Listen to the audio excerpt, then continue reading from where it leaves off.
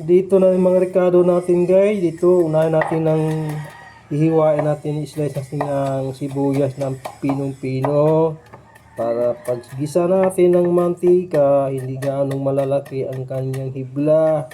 Ganito ang teknik sa akin pag ako'y nagluluto ng isang isdang lilang na ginawang bagong. Ito yung ginawang bagoong guys. Ayan oh. Ha? Ayan. Ang iba, para hindi manong alat, ginagawa na lalagyan ng asukal pula. Pero sa akin, kamatis lang ang katapat niyan para matanggal yung ang alat. Yung alat kasi kaya ang maalat yan, ang ginawa niyan para hindi masisira ang isdang lilang na ginawang bagoong para hindi masisira. Kaya yan, maalat talaga siya. Kaya depende niya sa pagluluto na para maalis yung pagkaalat. Hindi naman ibig sabihin na pag kailangan din na may kunting alat. Yung bagahalo yung ano niya, sinta sa ano niya guys. Pagkatapos, ito namang kamatis, hiwain po natin yan ng ganito kaliliit ang hiwa niya guys. Pagkatapos niya, masarap parisan ng saging hilaw na lulutuin ng saging hilaw. Masarap ano yan, lalo sa kamunting kahoy guys. Yan, malitat ng 4 pirasong kamatis ang gagawin ko dyan kasi kakunti lang man yan. Magmatapos to guys, maluto na. Ay, sarap sa sausaw sa manggang hilaw. Ito yung lagi kong ginagawa sa Negros pag ako ay nasa laot, pagka nakahuli kong isdang lilang. Yan ang ginagawa ko. Kaya gagawin ko rin dito sa Maynila guys. Kasi itong isdang lilang guys, bigay lang sa amin gikan sa ano guys, Masbati. Puro bigay lang sa akin ah. Puro libre guys. Yan oh.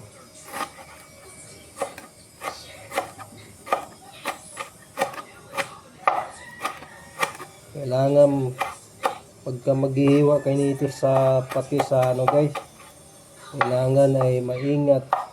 Ang nakaamhiwa nito, nakakaalam lang yung marunong din magamit ng kutsilyo guys, kasi mahirap yan, napuputo ng mga daliri mo to guys pagka nagkakamali ka guys.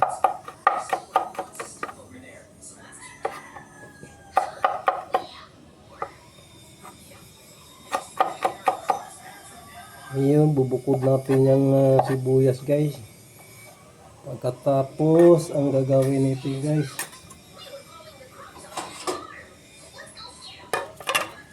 sasalin natin itong kamatis sa ano guys, sa ibang lagayan.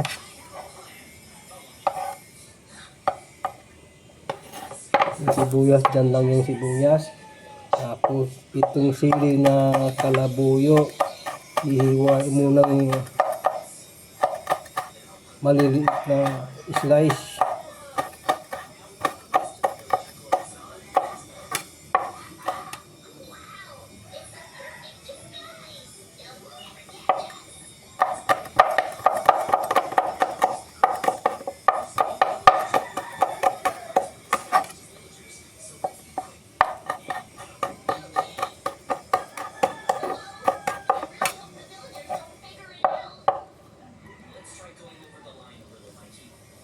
Kasi isang siling kalabuyo pang pabilis sa dila yan guys.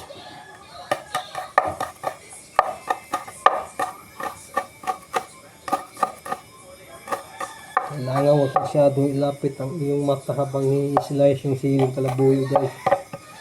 Dahil magtataka ka bakit kusa kang umiiyak. Ngayon, dahil wala tayong luya. Masarap sana yung luya. Pampabango sana yan.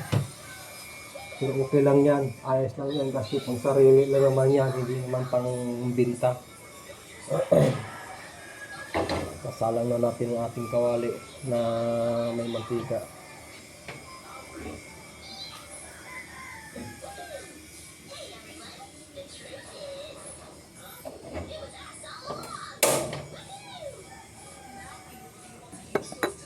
Kunti lang mantika ilalagay natin guys.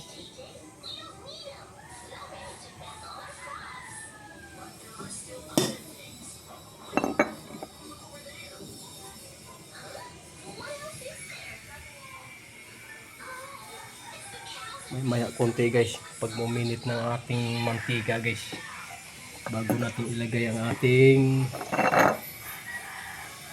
in-slice na mga ricado.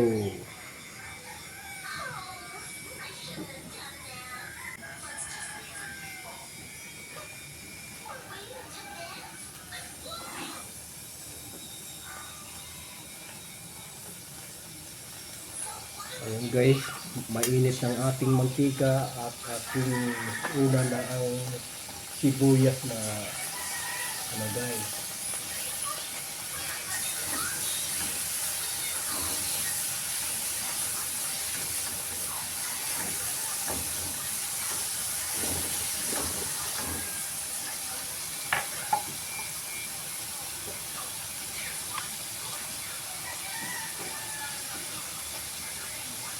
Isunod natin ang ating kamatis guys.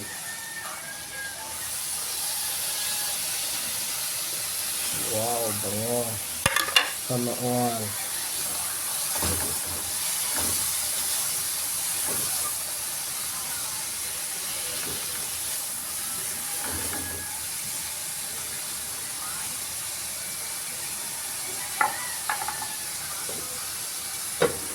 Tanggalin natin ito guys para magsaing tayo guys.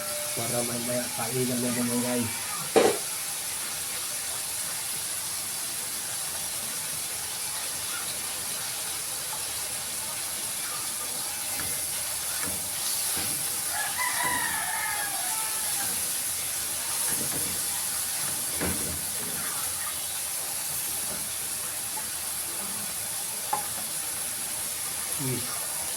Ilagay na natin ang ating siling kalabuyo guys.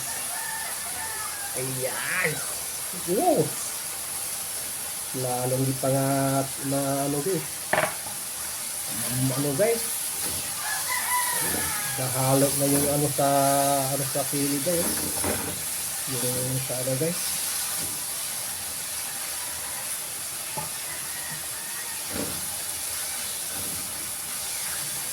Simpleng luto lang yan.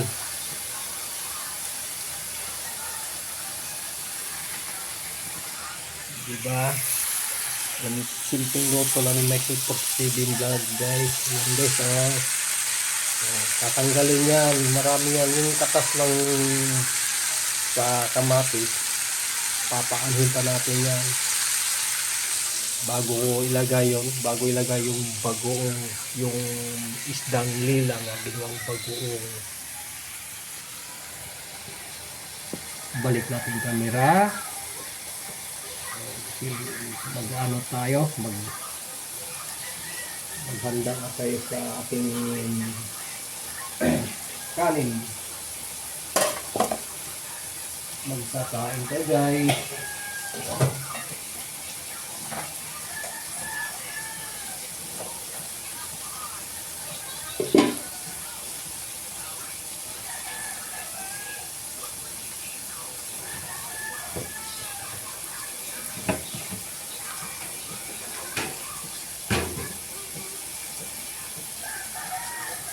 Tagal pa yan guys. Papaanohin pa natin yung kamatis yan. Kaya pinakpan ko na matausikan ang ating mata.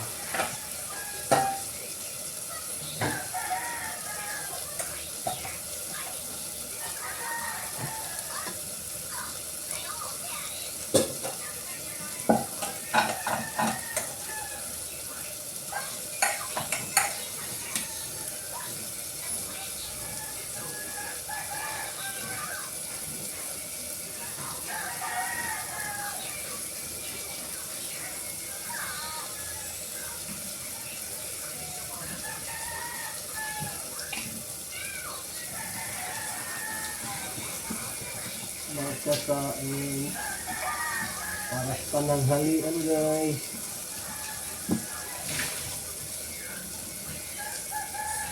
Kain kayo para sa pananglian guys.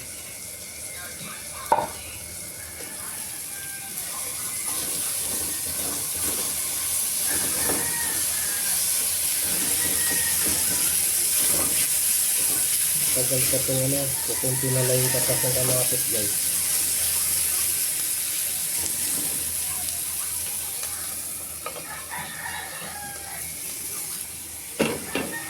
Ayan, pwede na natin ilagay natin ang ating bagoong kasi patutuyo na kasi ang kamatis. Baga naubos na yung katas ng kamatis.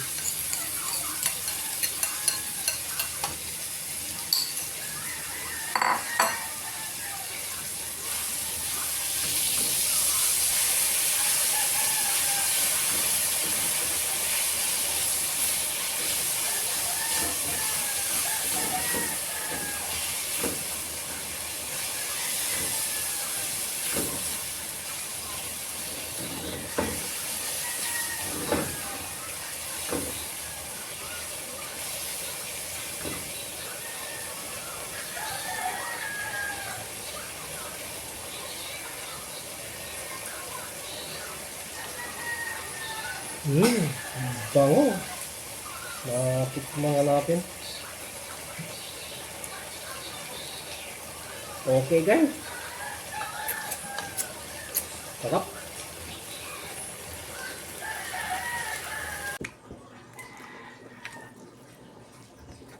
Guys, kain na to guys. Ito yung ulam natin bagoong na ginisya natin sa mantika. Isdang alamang.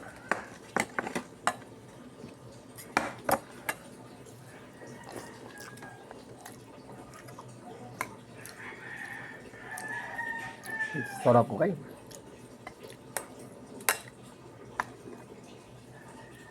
Mahulog yan mamaya. Sigurado basag yan.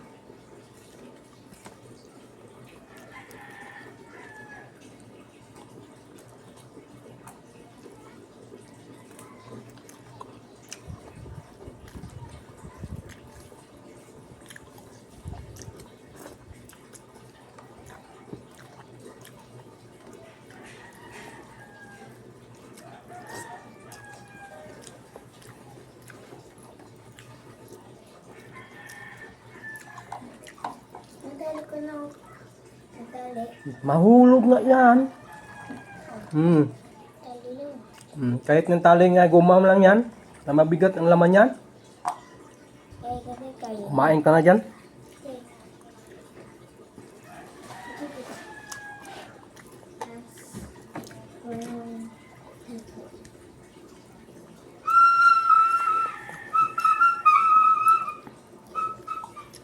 Nawala na yung alat ito guys. Kanina di talaga mano, sobrang alat.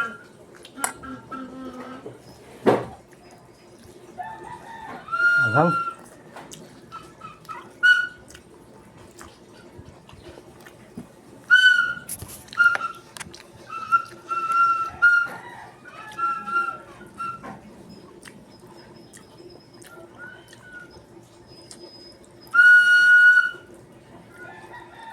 Kumain ka na.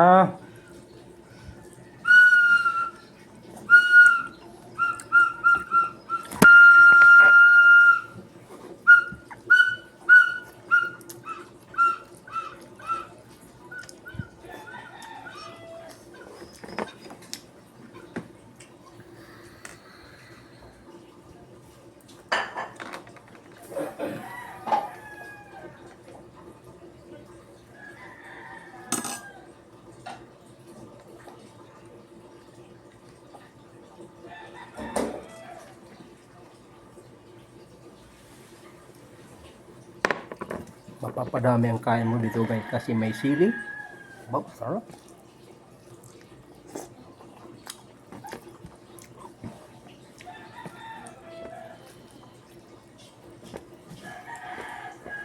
Samahan pa sa bigas na bagong ani guys.